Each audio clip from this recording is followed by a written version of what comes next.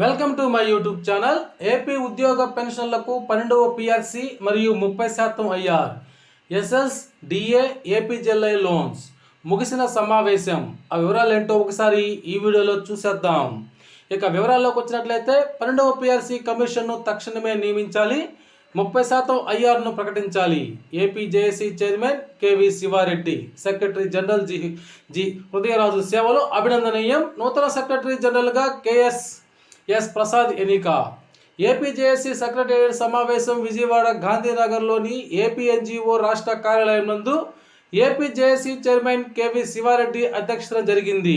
సమావేశంలో ఉద్యోగ ఉపాధ్యాయ పెన్షన్ల సంఘాల నాయకులు క్షేత్రస్థాయిలో ఉన్న సమస్యను తెలియజేశారు.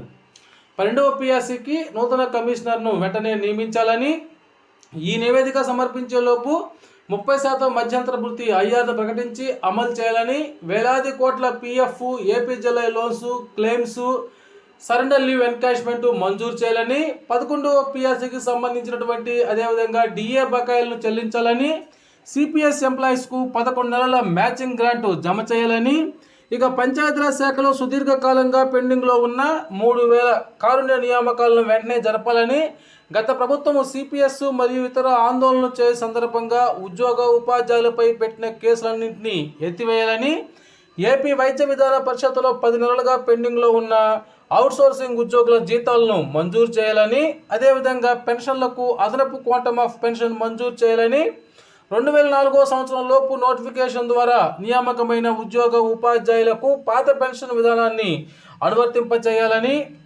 ఉపాధ్యాయులు ఉద్యోగులకు అమలు చేస్తున్న అనవసరమైన యాప్స్ అన్నీ రద్దు చేయాలని, అదేవిధంగా సచివాలయ ఉద్యోగులకు స్టిక్కర్స్ మరియు కరపత్రాల పంపిణీ నుండి తప్పించాలని, తదితర సమస్యలన్నింటినీ పరిష్కరించాలని AP JAC chairman secretary general KV Sivareddy, G Hrudayaraju ప్రభుత్వాన్ని కోరడం జరిగింది. ఓకే ఫ్రెండ్స్, ఇది సమాచారం మీకు నచ్చినట్లయితే ఒక లైక్ చేయండి.